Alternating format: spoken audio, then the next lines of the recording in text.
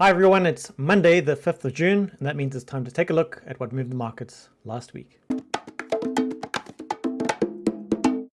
Truth be told, I'm a little bit worried about the stock markets at the moment. There is far too much greed in play, and I'll give you a few examples of how you can tell at the moment, especially when you consider that GDP in most countries has been slowing down, inflation is still high, interest rates are still high, corporate earnings, some of them are still growing, but if they are growing, it's usually quite slowly, except if you're at NVIDIA. In other places, corporate earnings are slowing down and shrinking. Now we can tell just by the charts on screen where the price action, the positive price action has been focused. So the orange line, the NSDQ 100, the large non-financial companies such as tech companies, but also includes some other businesses. I think Marriott, for example, and one or two US airlines are in there too. That index is up over 30% year to date. The numbers you've seen aren't year to date because I haven't squished the chart down to the year to date view, but it's over 30% for the year. The S&P 500 I've already mentioned. I have the OEX on screen, otherwise known as the S&P 100. So that's a subset of the S&P 500, the largest 100 companies in that index. And you can see that that's done a lot better than the 500 companies in the S&P 500 collectively. And then in the bottom right-hand corner, providing a meager return is IWM, the Russell 2000, so the 2,000 smaller companies listed in the US stock exchanges. The reason that I like this view is that it shows us fairly quickly that large companies are enjoying investor attention a lot more than smaller companies. There's a good reason for that. People know that economically the world isn't in the best place at the moment, and large companies are safer, they're less risky a lot of the time. Tech companies in the US have provided very good returns despite their sizes over the past couple of decades, and so people are putting their money into those types of businesses right now. Another thing that you will notice is that the last chunky kind of sell-off started around Feb of this year and ended towards the middle of March, and since then things have been more or less up and to the right. So we're faced with a multi-month rally, a very strong rally if you are invested in the NSDQ 100. However, the operating context for these businesses isn't one of hypergrowth. You might reasonably expect this type of rally if the world economy was in growth mode and earnings were increasing, but we are not there right now. Taking a bit of a deeper look, so on screen I have the members of the S&P 500 ordered by market cap, so the largest company in here being Apple, followed by Microsoft, Google, etc. The reason I wanted to throw this up on screen is because we can get a very light touch view of valuations of these large companies that are carrying the US indices at the moment. So as an example, you can see that the rolling and forecast PE ratios for these companies are all in the double digits, and some of them are, quite high. Now, high valuations on their own don't mean that there's a problem. If those valuations are supported by growth in the underlying business, then fine, so be it. However, things start getting problematic when we start looking over to the right. If we look just a couple of columns on to the right. So earnings, EPS growth for many of these companies in the trailing 12 months is negative. The one-year forecasts aren't great, and we need to take forecasts with a pinch of salt. For the vast bulk of these businesses, they have been downgrading their EPS as they approach a particular earnings date.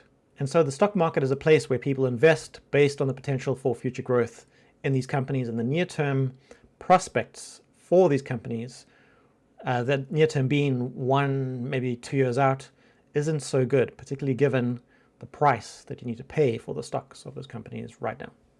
Just one last source of data when it comes to looking at growth and revenue and earnings of S&P 500 companies, this time from Yardeni.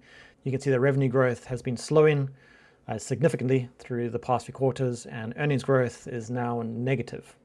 If we then take a look at macro data, we've been looking at micro data, company level data. If we look at macro data for the US, we can also see that the GDP growth rate is declining. It's been declining for a while, and who knows when this trend is going to end. On the ever popular fear and greed index, we can see that greed is driving the market right now, and CNN arrives at this reading of market sentiment based on a few different data points which are fairly interesting. Collectively, these data points, as well as an extended rally, make me feel as though we're in for a little bit of pain somewhere within the next few days to maybe a couple of months. I can't tell you how much pain or how long that pain will run for. To some degree, it depends on macroeconomic conditions too. But it does feel as though prices amongst some companies, especially large cap tech companies, is wholly unjustifiable. And at some point, like the market always does, it'll realize that those prices need to come down. For this reason, I'm holding a decent amount of cash on hand, and there are a few other positions I'm looking at that I might also close just to have more cash for when the inevitable does happen. Moving on to macroeconomics, there were some very interesting data points that came out of the world last week. It was very interesting to see that consumer confidence within the US is quite a lot higher than had been expected. The consumer drives the US economy to a large degree, and so if they are confident and spending money, that is good, although we do need to keep one eye on inflation too.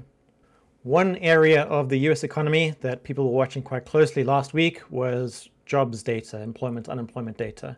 And almost all of the data points that came out showed a US labor market that is much, much stronger than people were anticipating. The data points in question being JOLTS, so there are a lot more job openings in the US for April than had been expected. Jobless claims being slightly lower than expected. Non-farm payrolls being much higher than had been expected, and the unemployment rate being slightly higher than was expected. The reason that economists and investors are so focused on this type of data is because they know that the Fed is also looking at this and making decisions about whether it's going to continue its rate hike program based on the strength of the US labor market. The short version of this being that if the labor market in the US remains strong, that might drive wage inflation, a particularly sticky kind of inflation, and so the Fed might feel the need to continue with their rate hikes. Although right now the jury is out as to whether the Fed is going to pause or not when it meets later this month. Of course, last week we also got the conclusion of the debt ceiling nothing burger. If the US had reached this debt ceiling, it would have been very, very bad for the US as well as the rest of the world, but they weren't ever going to let that happen. I mean, let's face it. So for now, catastrophe has been averted until the US needs to raise its debt ceiling once again. We've also seen some very mixed economic data out of China, and I think that a lot of articles are focusing on the negative when it comes to Chinese macroeconomic data. There is a lot of negative data out there when it comes to their economy. The country has just come out of this huge near economic collapse, probably comparable to the global financial crisis within the West. And so difficulties in turning the country around are to be expected. It will take a long, long time for the country to be firing on all cylinders once again. The naysayers tend to forget that there are also some bright spots within the economy. GDP growth has been fairly strong. Exports have been very strong, as well as a number of other data points that show that China is slowly coming out of this very challenging period that they've been in for a few years. Some fairly positive news out of Europe. So Spanish inflation has dropped significantly through the past few months. French inflation has been surprising to the downside for a while now. Germany is another country where inflation seems to be under control, although it's not yet reached the levels that they want it to reach. We also got the numbers out of the Eurozone region for CPI last week, and the trend is most certainly down. It's quite a healthy trend, even though the European Central Bank says that they are likely to continue raising interest rates. And finally, from my portfolio, it's right at the end of earnings season, but I did have a company report earnings last week, that company being Salesforce. They beat both on top and bottom line, although they made no adjustments to their forecast, which the market didn't really like.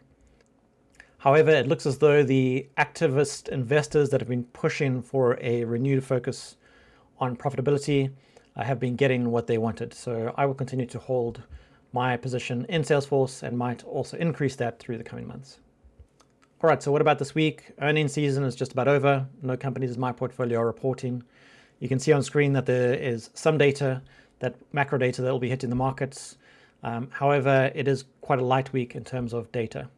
I think that for now, most investors are going to be focused on what will the Fed do in its June interest rate meeting. Is it going to hike rates, or is it going to take a pause and keep them flat? I don't think anyone is expecting them to cut rates, not for a while yet.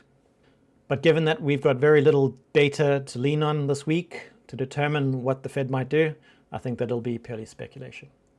All right, that's it for this week. I hope you have a good one. Goodbye.